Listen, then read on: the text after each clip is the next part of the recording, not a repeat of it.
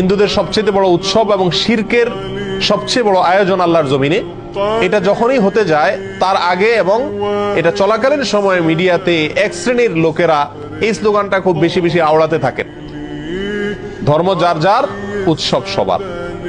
বড় আশ্চর্য লাগে, বিষয়টা যখন ধর্মীয় তাহলে এটার ব্যাখ্যা দিবে তো ধর্মীয় ব্যক্তিবর্গরা, কিন্তু ধর্মীয় বিষয়ে ব্যাখ্যা দিতে আসছেন রাজনীতিকরা, ধর্মীয় বিষয়ে ব্যাখ্যা দিতে আসছেন বুদ্ধিজীবীরা, যাদের ধর্ম সম্পর্কে কোনো ধারণাই নাই।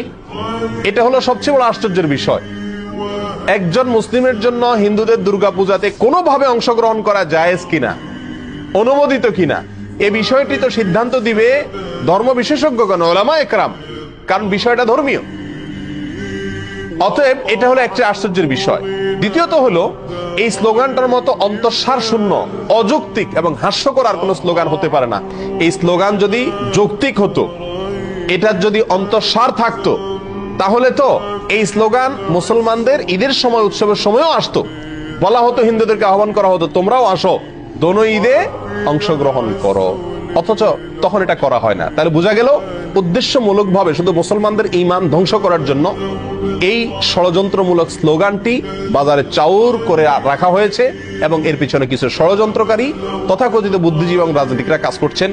আমরা সকলেই জানি, কোরবানিদের সময় পাক ভারত উপমহাদেশের মানুষ সবচেয়ে বেশি পরিমাণে কোরবানি করে গরু। যদিও গরু ছাড়া অন্যান্য পশু কোরবানি করা যেতে পারে, যেহেতু মুসলমানদের কাছে গরু খাওয়া হালাল, বিধায় গরু কোরবানি করে আমাদের দেশের মানুষ বেশিরভাগ ক্ষেত্রে। আর এই জন্য কোরবানি দিতে মানুষ বলে অনেকে বকরা ঈদ।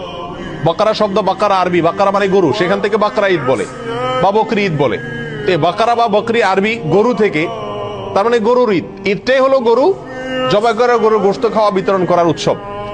তাহলে সেই কোরবানির ঈদে যদি হিন্দু ধর্মের লোকদেরকে আহ্বান করা হয় যে তোমরা আসো, গরুর গোশত খাও, তাহলে এটা তাদের জন্য অপমানকর হবে কিনা, তাদের জন্য কষ্টের হবে কিনা? কারণ তারা গরুকে পবিত্র মনে করে, গরুকে মা মনে করে, গরুকে পূজা মনে করে। সেখানে গরুর গোশত খাইতে যদি আসতে বলা হয়, তার মাবুদের, সে যাকে ইবাদত করে, পূজা করে, তার গোশত খেতে তাকে যদি আহ্বান করা হয়, তাহলে এর চেয়ে বড় অপমান আর কষ্টের কি হতে পারে? এই কারণেই কোন রাজনৈতিক বা তথাকথিত বুদ্ধিজীবীদের কেউই আহ্বান করে না হিন্দুদেরকে যে আসো, মুসলিমদের সাথে উৎসবে সামিল হয়ে যাও, কারণ উৎসব সবার। কেন? কারণ একজনের ধর্মীয় ইবাদত, একজনের ধর্মীয় উৎসব আরেকজনের জন্য বিপরীত হতে পারে।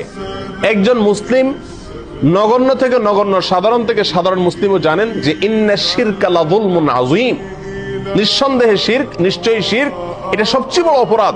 ইন্নাল্লাহা লা ইয়াগফিরু আন ইউশরাকা বিহি ওয়া ইয়াগফিরু মা দুনা যালিকা লিমান ইয়াশা। আল্লাহ সুবহানাহু ওয়া তাআলা তার সঙ্গে শিরক করলে এটা মাফ করেন না। আর শিরক ছাড়া অন্য যে কোনো গুনাহ আল্লাহ চাইলে যার জন্য ইচ্ছা তার জন্য কি করতে পারেন? ক্ষমা করতে পারেন। আর এই শিরকের সবচেয়ে বড় আয়োজন দুর্গাপূজা।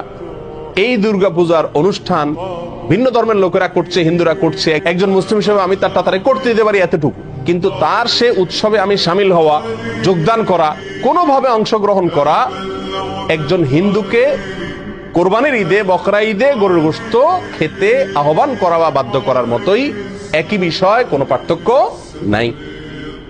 হিন্দুদের যে ধর্মীয় অনুভূতির কথা চিন্তা করে কোরবানির ঈদে তাদেরকে গরুর গোশত খেতে আহ্বান করা হয় না, ঠিক একই চেতনা থেকে, একই চিন্তা থেকে, একই লজিক এবং যুক্তি থেকেই মুসলমানদেরকে দুর্গাপূজা বা হিন্দুদের এই সমস্ত পূজার মধ্যে সামিল হওয়ার জন্য আহ্বান করা উচিত নয়।